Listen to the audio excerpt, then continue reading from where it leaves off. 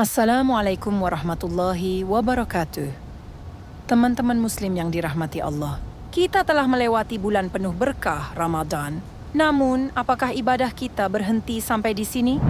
Bulan Syawal menyimpan banyak keutamaan dan sunnah yang luar biasa.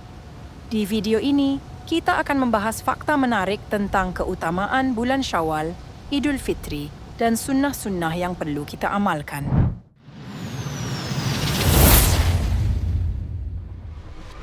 Idul Fitri, hari kemenangan dan pengampunan.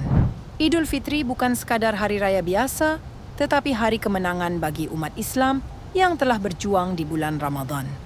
Pada hari ini, Allah memberikan pengampunan kepada hamba-Nya. Rasulullah SAW bersabda, "Barang siapa yang mendirikan ibadah pada malam Idul Fitri dan Idul Adha dengan penuh keimanan, maka hatinya tidak akan mati pada hari ketika hati-hati manusia mati." Hadis riwayat Ibnu Majah, nomor 1854. Hasan menurut Al-Albani. Malam Idul Fitri adalah salah satu waktu di mana doa sangat mustajab, sehingga umat Islam dianjurkan untuk memperbanyak doa dan zikir di malam tersebut. Sunnah di hari raya, Salat Idul Fitri. Seperti kita ketahui, disunahkan kepada umat Islam untuk melaksanakan salat Idul Fitri di pagi hari pada tanggal 1 Syawal. Beberapa sunnah dalam pelaksananya, antara lain: 1. Mandi sebelum berangkat ke tempat salat. Sebelum melaksanakan salat Idul Fitri, disunnahkan untuk mandi terlebih dahulu, sebagaimana dilakukan oleh para sahabat Nabi SAW. Dari Ibnu Umar radhiyallahu anhu, Rasulullah SAW biasa mandi pada hari Idul Fitri sebelum keluar menuju tempat salat. Hadis riwayat Malik, nomor 428. Hasan menurut Ibnu Hajar. Mandi ini disunnahkan bagi laki-laki maupun perempuan, termasuk wanita yang sedang haid, walaupun tidak mengikuti salat. 2. Memakai pakaian terbaik dan menggunakan wewangian. Disunnahkan untuk memakai pakaian terbaik saat salat Id sebagai bentuk penghormatan terhadap hari raya. Dari Ibnu Umar radhiyallahu anhu, Umar bin Khattab mengambil pakaian yang bagus di pasar dan berkata, "Belilah ini, wahai Rasulullah, agar engkau berhias dengannya pada hari raya dan saat menerima tamu." Hadis riwayat Bukhari, nomor 948. Bagi laki-laki, disunnahkan memakai wewangian sebelum salat Id. Bagi wanita, tidak dianjurkan memakai wewangian yang menyengat agar tidak menarik perhatian laki-laki. 3. Makan sebelum berangkat ke tempat salat. Pada pagi Idul Fitri, disunnahkan makan terlebih dahulu sebelum berangkat ke tempat salat sebagai tanda bahwa puasa Ramadan telah berakhir. Dari Anas bin Malik radhiyallahu anhu, Rasulullah SAW tidak berangkat untuk salat Idul Fitri sebelum makan beberapa butir kurma. Hadis riwayat Bukhari, nomor 953. Nabi SAW biasanya makan kurma dalam jumlah ganjil, misalnya 3, 5, atau 7 butir. Jika tidak ada kurma, bisa menggantinya dengan makanan lain. 4. Bertakbir di jalan menuju tempat salat. Salah satu sunnah yang sangat dianjurkan adalah bertakbir di jalan menuju tempat salat, dimulai sejak malam Id hingga sebelum pelaksanaan salat. Allah Subhanahu wa Ta'ala berfirman, "Dan hendaklah kamu mencukupkan bilangan puasa Ramadan, dan hendaklah kamu bertakbir mengagungkan Allah atas petunjuknya yang diberikan kepadamu, supaya kamu bersyukur." Quran Surah Al-Baqarah ayat 185. Bacaan takbir yang dianjurkan adalah Allahu Akbar, Allahu Akbar, La ilaha illallah, Wallahu Akbar, Allahu Akbar, Walillahil hamd. Bertakbir bisa dilakukan dengan suara lantang di rumah, jalan, dan tempat salat. 5. Berjalan kaki ke tempat salat. Disunnahkan untuk berjalan kaki ke tempat salat Id bagi yang mampu, mengikuti kebiasaan Rasulullah SAW. Dari Ali bin Abi Thalib radhiyallahu anhu, termasuk sunnah keluar untuk salat Id dengan berjalan kaki dan makan sebelum berangkat. Hadis riwayat Tirmizi nomor 530. Hasan menurut Al-Albani. Jika tempat solat kita jauh, tentu diperbolehkan menggunakan kendaraan. Lebih utama bagi laki-laki untuk berjalan kaki agar lebih merasakan kebersamaan umat Islam dengan bertemu dengan muslimin lain di dalam perjalanan. 6. Menggunakan jalan yang berbeda saat pergi dan pulang. Sunnah yang sering terlupakan adalah menggunakan jalan yang berbeda ketika pergi dan pulang dari solat Id. Dari Jabir bin Abdullah radhiyallahu anhu, Nabi SAW biasa berangkat untuk solat Id melalui satu jalan dan kembali melalui jalan yang lain. Hadis riwayat Bukhari nomor 986. Hikmah dari sunnah ini adalah untuk menyebarkan salam dan kebahagiaan kepada lebih banyak orang dan agar lebih banyak saksi di hari kiamat yang melihat kita menghadiri solat Id. 7. Solat Id dilaksanakan di lapangan atau tempat terbuka.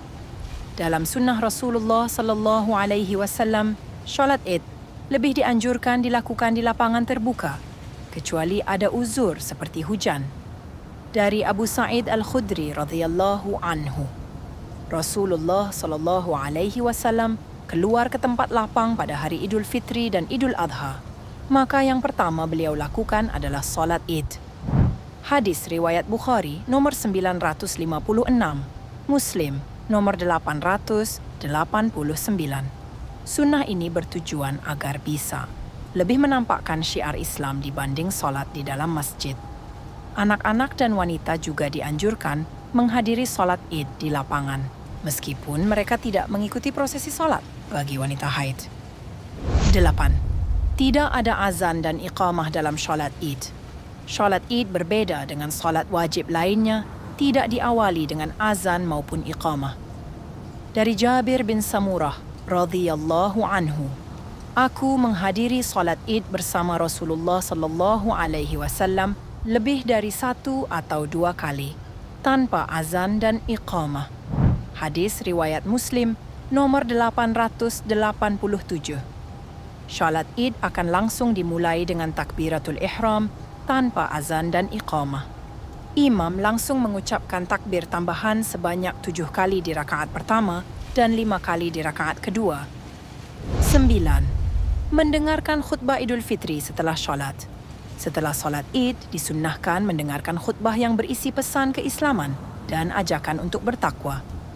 Dari Abdullah bin Sa'ib radhiyallahu anhu, aku menghadiri solat Id bersama Rasulullah SAW. Setelah solat, beliau berkata, kami akan berkhutbah. Barang siapa ingin duduk, silakan duduk. Dan barang siapa ingin pergi, silakan pergi. Hadis riwayat Abu Daud, nomor 1155, Hasan menurut Al-Albani. Khutbah solat Id tidak wajib, tetapi sangat dianjurkan untuk diikuti. Berbeda dari solat Jumat, khutbah Id dilakukan setelah solat selesai. Syawal, bulan penyempurna ibadah Ramadan. Bulan Syawal adalah bulan peningkatan.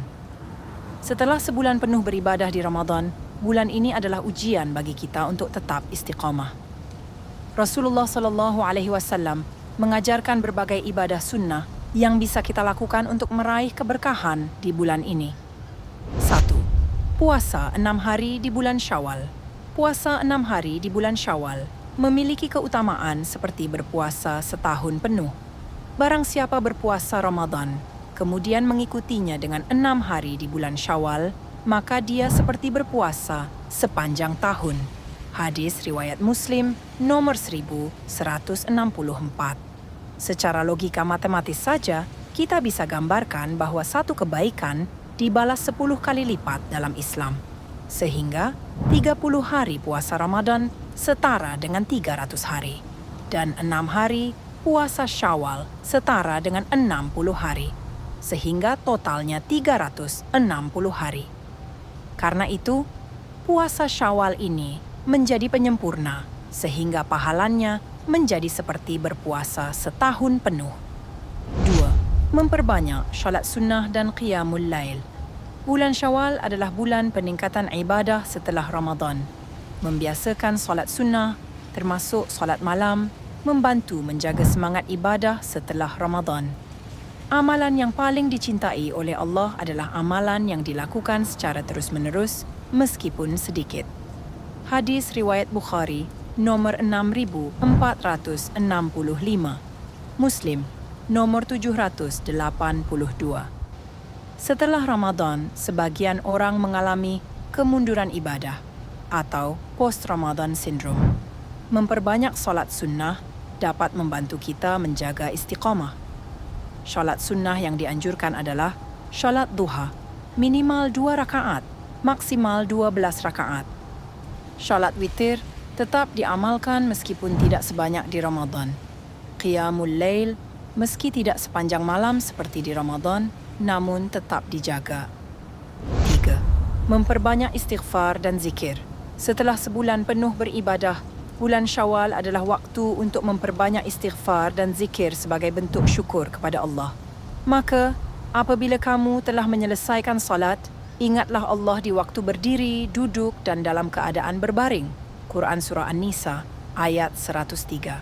Istighfar sebaiknya dibaca minimal 100 kali sehari, sebagaimana dilakukan oleh Rasulullah SAW.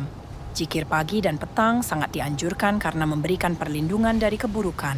Takbir, tahmid dan tahlil masih dianjurkan setelah Idul Fitri sebagai bentuk syukur. 4. Melanjutkan tilawah dan tadabbur Al-Quran.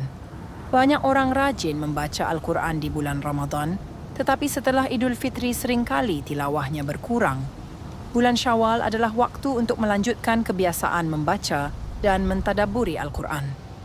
Orang yang membaca Al-Quran dan ia mahir membacanya, maka ia akan bersama para malaikat yang mulia lagi taat. Dan orang yang membaca Al-Quran dengan terbata-bata serta mengalami kesulitan, maka ia mendapat 2 pahala. Hadis riwayat Muslim nomor 798. Kita bisa tetap mentargetkan membaca 1 juz per hari agar bisa khatam lebih cepat. Namun, tadabbur lebih diutamakan daripada sekadar membaca cepat. Menghafal ayat-ayat pendek di bulan Syawal juga bisa kita jadikan kebiasaan baik. 5. Menyambung silaturahmi dan memperbanyak sedekah. Bulan Syawal juga dikenal sebagai bulan silaturahmi, terutama setelah Idul Fitri. Ini adalah kesempatan untuk memaafkan, mempererat ukhuwah Islamiyah, dan memperbanyak sedekah. Barang siapa ingin dilapangkan rezekinya dan dipanjangkan umurnya, maka hendaklah ia menyambung silaturahmi. Hadis riwayat Bukhari nomor 2067, Muslim nomor 2557. Silaturahmi bukan hanya bertemu langsung, tetapi juga bisa dengan menghubungi teman dan keluarga yang jauh.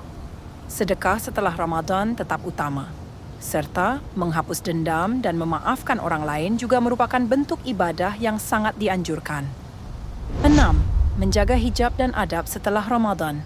Banyak muslimah yang berhijab lebih baik di bulan Ramadan, tetapi setelahnya kembali ke kebiasaan lama.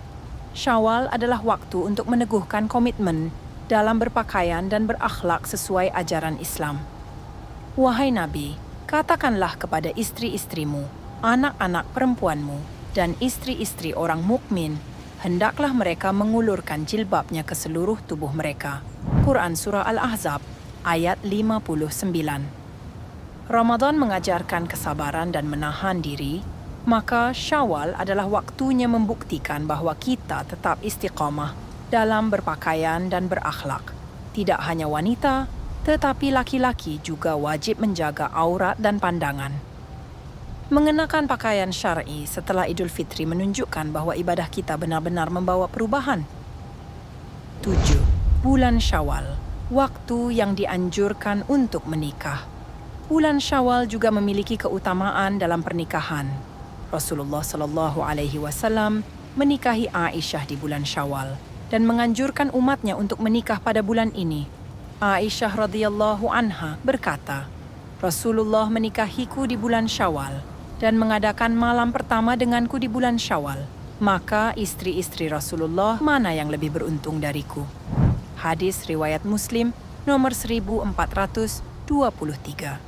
Beberapa ulama menyebutkan bahwa menikah di bulan Syawal adalah sunnah untuk menghapus kepercayaan jahiliyah yang menganggap bulan Syawal sebagai bulan sial untuk menikah. Masya Allah, begitu banyak sunnah yang bisa kita amalkan di bulan Syawal dan saat Idul Fitri. Jadi, jangan biarkan semangat ibadah kita hilang setelah Ramadan. Mari terus tingkatkan iman dan takwa kita. Wallahu a'lam bishawab. Subscribe, semoga keberkahan menyertai Anda.